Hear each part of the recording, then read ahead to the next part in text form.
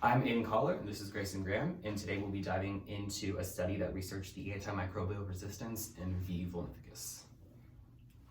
So, what is V. vulnificus? Well, let's start with the name. The V stands for Vibrio. Vibrio is a very common classification of bacteria, and for the purposes of this presentation, we're mostly going to classify them by being gram-negative. Gram-negative bacteria are becoming increasingly resistant to antibiotics, which will further be explained during the course of this presentation. Specifically, we will be diving into V. vulnificus, which is most commonly found in and on shellfish in estuarine ecosystems. They mostly thrive in warm, partly salty environments. If you were to contract the V. vulnificus infection, the human impacts mostly consist of septicemia, which is also known as blood poisoning, severe wound infection, and gastroenteritis or severe food poisoning. Okay, so a little bit into who V. vulnificus impacts. It often makes its way into human systems through ingestion, which accounts for 95% of seafood deaths worldwide. And it is typically contracted from eating raw or uncooked oysters, which is a practice commonly associated with coastal regions of the world. V. vulnificus typically lingers in estuaries and marshes along coastal regions in the tropical and subtropical climates of the world, which you can see highlighted here by the green strip in the middle of the map. V. vulnificus can also make its way into humans via cuts by working in close proximity to oysters or other shellfish. And the reason that they hold such a high amount of V. vulnificus is due to their inefficient filter feeding. So according to the publication that we will be diving into, around 89% of infections are reported in men, which can kind of be explained by career choices. More men work in fisheries than women. However, there is also a significant amount of women who participate in swimming and other recreational coastal activities. And so another explanation for the discrepancy could also allude to estrogen. And estrogen having a limiting factor on V. vulnificus growth is documented and tested by the scientific community, but the mechanism by which it is able to do so is not understood at this time. It can also be noted that people falling victim to V. vulnificus already have pre-existing health conditions. For example, outlined in the publication, the average age of patients is 60 years and approximately 90% of which are male. And out of that, 42% had diagnosed liver cirrhosis and 11% had diabetes mellitus. So a little bit on how it works. V. vulnificus can infiltrate via use of biological mechanisms like the pili and the flagella, which help it interact and respond to its environment. And it also uses NEU5AC, which is a naturally occurring nutrient in the human body, which V. vulnificus is able to take advantage of and use as nourishment and also protection from acidic environments. In the presentation, we will be dissecting a study entitled Antimicrobial Susceptibility of Vibrio vulnificus and Vibrio parahemolyticus recovered from recreational and commercial areas of the Chesapeake Bay and Maryland coastal bays. And as suggested by the title, this researcher studied the antimicrobial susceptibility of Vibrio bacteria in the Bay Area. Their hypothesis is that antimicrobial susceptibility patterns among Vibrio pathogen inhabiting estuarine marine environments may have implications for the recreational and commercial users of the environment and for those who consume Vibrio contaminated seafood. To start their experiment, they began with sampling. They sampled 3 main sites, which included Sandy Point State Park, the St. Martin's River, and the Pocomoke Sound. They chose these sites based on a few main characteristics, the first of which being common recreational use. There's very, very heavy recreational traffic on both Sandy Point State Park and on the St. Martin's River. The second main characteristic being heavy commercial fishing use, which can be seen in the Pocomoke Sound. These samples were collected during peak recreational and commercial use, and that is during the months of July, August, and September, in which the researchers collected 1 sample a month. Additionally, during their sampling process, they collected water quality measurements, which include pH, temperature, dissolved oxygen, conductivity, and fecal indicators in the water. Diving a little bit into what they did after sampling, they took it to the lab and they did lab analysis.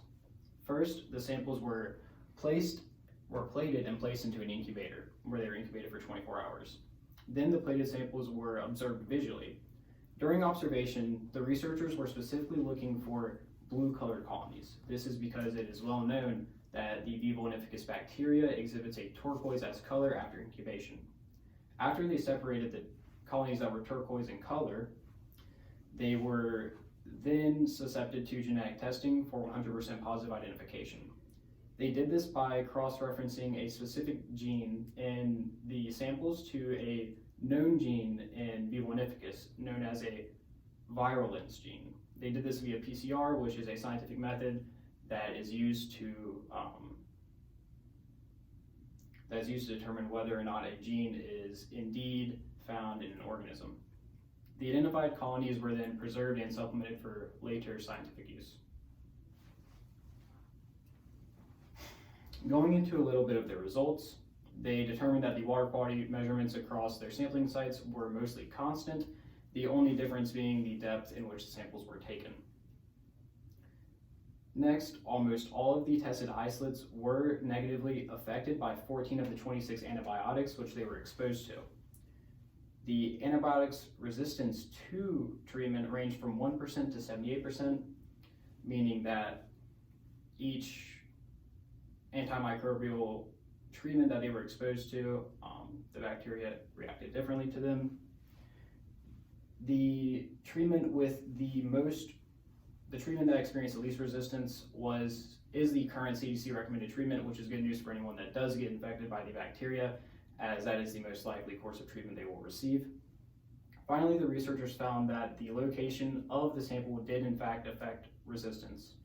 They determined that V. vulnificus isolates from the St. Martin's River had a Your lower... attention, the library will be closing in 5 minutes. We will be turning off the lights in a few minutes. Please vacate the building by 8 o'clock. Exit out to the front Columbia Street doors. The researchers found that the location of the sample did in fact affect resistance.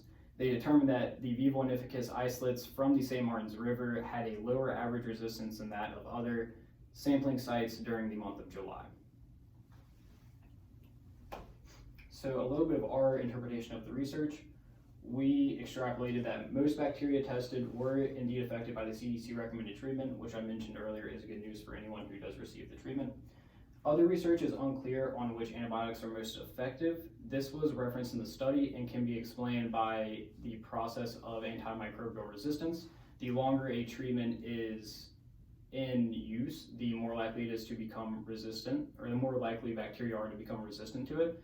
And the studies cited in the research were indeed over a long period of time.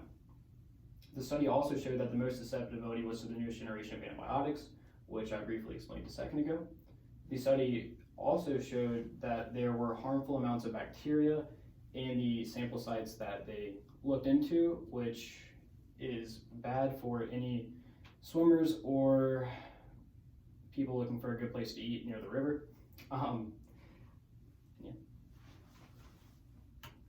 Okay, so to address certain variabilities in the data, researchers use ANOVAs, which stand for Analysis of Variance Testing. Firstly, they use a Friedman two-way ANOVA, which is a test used to compare 3 or more match groups in an experiment. It revealed that the rates of resistance are influenced by the sampling site and different environmental pressures outside of the experiment, which was outlined earlier. And then they used Kruskal-Wallis one-way ANOVA, which is another variation test that is used to test if the medians of 3 independent groups are significantly different from each other. This ANOVA, as well as differential tests done in accordance, were able to decipher that during the month of July, intermediate resistance in V. vulnificus in St. Martin was lower than in Sandy Point. So in conclusion of this study, with the rising cases of Vibrio bacteria infections in Maryland, the study tested the antimicrobial resistance of Vibrio bacteria in 3 different sampling sites along the Chesapeake Bay. It is important to have information about antimicrobial resistance of Vibrio bacteria as it can aid in antibiotic development and treatment for infections. So for some future avenues of study... Your attention, the library will be closing in 2 minutes. All library users must vacate the building now. Please exit out to the front Columbia Street doors. Chesapeake Bay is the largest estuary in the US, so maybe further studies into the resistance of Vibrio bacteria in other locations in the Chesapeake Bay, not just those three, could be beneficial. And further studies into the impacts of climate change and global warming affecting V. vulnificus could be done, placing the bacteria in different temperatures of water to test and see how climate change affects their growth. Thank you. This was our deep dive into the Vibrio vulnificus bacterium.